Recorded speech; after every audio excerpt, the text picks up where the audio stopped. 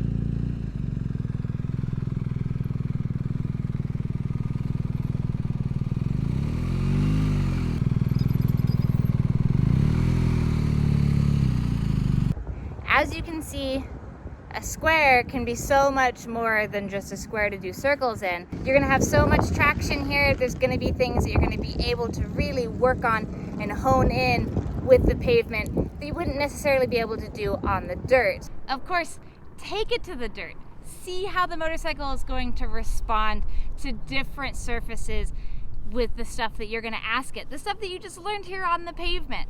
I love it. Circles and figure eights, they never get old for me. You can always do more with them. You can always make them more challenging.